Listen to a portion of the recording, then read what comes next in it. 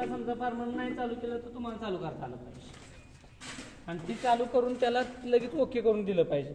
हा एक मोठा पार्ट, हा म्हणजे 3 1 2 3 3 मोठे पार्ट आहेत आणि हा परत एक पार्ट आहे त्यातला, हा एक चौथा पार्ट आहे. ही घाण शी आपल्याला बघायची. दर 5-6 दिवसाला आपण फार्मवर गेल्यानंतर हे चेक करायचंच. ह्याच्यावर ही घाण आहे, हीच तर सगळा बॅक्टेरियल लोड आहे. ही तर सर्दी येणार, कोला येणार, नेमकं आपल्याला ती भांडं सापडलं हे बघायचं, हे त्याच्याकडून धुवून घ्यायचं आपल्याला. ही फक्त ट्रेनिंगचं पार्ट आहे म्हणून आपण धुतोय फक्त, पण हे आपल्याला आपण परत पुढं काहीच स्वतःहून करायला, आपण काम करायला साहेबांनी काम केल्यासारखं आहे. मग फार्मरचं काय काम आहे? आपण ऑर्डर द्यायची, आपण काम करत बसायचं नाही. आपलं काम साहेबासारखंच राहायचं. त्यांनी नाही काम केलं आपल्या हातात, आपल्याला माहिती पाहिजे की नेमकं काय करायचं. काय केलं की फार्मर त्या ठिकाणी काम करेल, काम नाही केलं पैसे तर त्याला मिळणार नाही, आपलं रेकॉर्ड खराब होणार.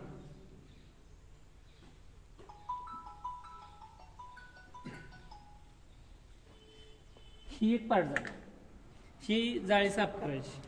त्याच्यानंतर हा एक लेवल आहे.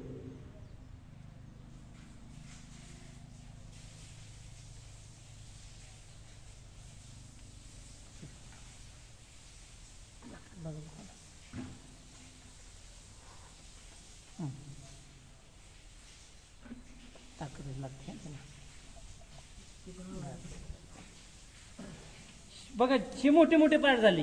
हा आणखीन खूप मोठा पार्ट आहे. ही जर स्प्रिंग खराब झाली असेल तर भांड त्या ठिकाणी जी पाणी वरून येते पाईपातलं ते पाणी थांबत नाही. ह्याचा मेन रोल आहे. हे कळालं पाहिजे आपल्याला की नेमकं भांड्याला काय झालंय. आणि ही जाळी कशी बसा, ही स्प्रिंग आहे ना कशी बसवली ती बघा. ही तर असं प्रत्येकाला असं हुक आहे, खाच आहे, त्या खाचेत बसलं पाहिजे. म्हणजे हा आणखीन एक महत्वाचा पार्ट आहे. हा खराब झालं कसं काय ते? कुठलं? ही वर्किंग करत नाही ना, ही वर्किंग, ही मेन वर्किंग आहे. ही असं झालं पाहिजे. हा हा हा पार्ट असा आहे ना. हे जर वर्किंग झालं तर ती काम करणार आहे, तर त्याला पाण्याला लोड आला की खाली भरलं पाणी ना ड्रिंकरमध्ये की ती थांबणार आहे. ह्याचं जर काम बंद झालं तर पुढं कंटिन्युटी होणार नाही. पाणी ओव्हरफ्लो होणार किंवा पाणी येणार नाही. दोन्हीपैकी एक गोष्ट होणार. एक तर पाणी येणार नाही आणि आलं तर ती थांबणार नाही यायचं, मग सगळी तूच खाली ओली होणार. ह्याच्यामध्ये मग स्प्रिंग हा एक पार्ट आहे, हा एक दुसरा एक पार्ट आहे, हा तिसरा पार्ट आहे. वायसर आहे, ही जेव्हा आपण धुतो एस्टोटून तेव्हा हे कुसतं आणि तुटतं. हा एक मोठा पार्ट आहे. हा एक स्प्रिंगचा भाग आहे. हा एक पार्ट आहे वेगळा. हा सुट्टा पार्ट आहे. आणि हे सगळे पार्ट आपल्याला मोकळे करून, म्हणजे थोडक्यात ह्या भांड्याचा पूर्ण अभ्यास आपला झाला पाहिजे. ह्याचं काय काम आहे, ह्याचं काय काम आहे, हे दोन्ही आपल्याला त्या ठिकाणी लक्षात आलं पाहिजे. जेव्हा चालू तुम्ही जेव्हा लाईनला जाल त्यावेळेला त्या ठिकाणी सगळं भांडं खोलायचं, का तर त्यात पाणी येणार असतं. आणि परत 1-2 मिनिटाचा कार्यक्रम आहे आणि परत त्या ठिकाणी सेटिंग करायची. 10 मिनिटं लागतात पण सेटिंगला. जर तुम्ही लवकर उरकायचं म्हटलं तर ती पाणी सगळं बंदच होणार नाही कदाचित किंवा चालू होणार नाही. म्हणजे हे सगळे सुट्टे पार्ट आहे. हे सगळे सुट्टे पार्ट आपल्याला जोडता आले पाहिजे. कुठला पार्ट कुठला, हा सगळ्यात नाजूक पार्ट आहे ह्या भांड्यातला. सगळ्यात म्हणजे ह्या भांड्याचं हेड आहे थोडक्यात ते. हे जर ज्याला समजलं ओके. ह्या बाकीच्या सगळ्या तेवढ्याच महत्वाच्या गोष्टी आहेत. परत जसं आहे तसं ती करायचं. आता कधी कधी ही स्प्रिंग आहे ना, ही काम करत नाही का, तर हे जर टेन्शन कमी झालं असतं सगळं लांबवायचे आपण हात असं लगेच त्याचं वर्किंग चालू होतं. ही मेन प्रॉब्लेम ह्याचा एवढाच असतो की तुम्हाला कोणी नंतर लाईनला सुद्धा ट्रेनिंगला सांगणार नाही. जेवढी लांबवायता येईल तेवढी लांबवायची. हीच काम जास्त चांगलं करते. जे भांडं ओव्हरफ्लो होतं हे होतं लांबून घ्यायचे आपल्या हातानं. नाही लांब होतं आणखीन जेवढं लांब होतं अशी वाढायची द्या. हे फार्मरला सुद्धा लक्षात येत नाही. 8-8, 10-10 वर्ष काम करतायत, त्यांच्या लक्षात येणार नाही. कुठलं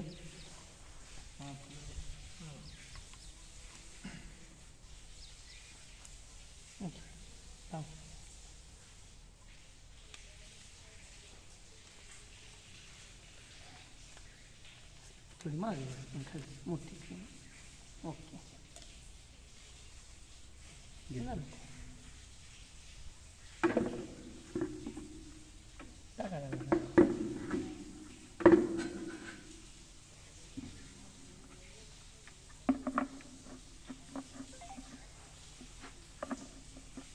11 पार्ट आहे. सुट्टे करून आणखीन त्याच्यामध्ये भरपूर पार्ट आहेत. वायसर हा सुद्धा एक पार्ट आहे. मग तो वायसर वगैरे सगळं त्या ठिकाणी त्यात दोन वायसर आहेत त्याच्यात. म्हणजे ते वायसर आहे का नाही ही पण आपल्याला कळायला पाहिजे. हे लय फास्ट झालं खरं, ह्याला जवळपास 1 तास पाहिजे, तेव्हा ती इन डिटेल त्याचं वर्किंग आपल्याला लक्षात येणार. वायसर जरी नसला तरी सुद्धा काम भांडं करणार. आपला कुठला पार्ट नसला तरी भांडं कामच करणार नाही. वायसर सुद्धा तेवढाच महत्वाचा आहे. हा तेच तर मेन आहे ना. हे ठोकळ मोठे पार्ट, हात पाय आपण म्हणून लक्षात राहतात, पण ती ब्रेन, मग छोटा मेंदू, लहान मेंदू, मग ती परत हे वेट्स आहे. पण हा याचं सुद्धा तेवढंच महत्वाचं काम आहे ना. नंतर मग हे लावायला 2 लिटरचं भांडं असतं. 2.5 लिटर पूर्ण भरलं 2.5 लिटर. कुठलं ह्या लिटरमध्ये साधारणतः तुम्ही हितपर्यंत भरलं तर 1 लिटर भरतं आणि पूर्ण भरलं तर 1.5 लिटरपर्यंत भांडं भरतं. आपल्याला साधारणतः अर्धा लिटरचा डोस द्यावा लागतो. मिनिमम अर्धा लिटर तरी ह्यात पाणी गेलं पाहिजे. 60 भांडे असतील तर मिनिमम 30 लिटर तरी तुम्हाला डोस पाणी करावं लागतं. मग हे झालं वर्किंग, संपलं. बाकीचं ह्याचे पण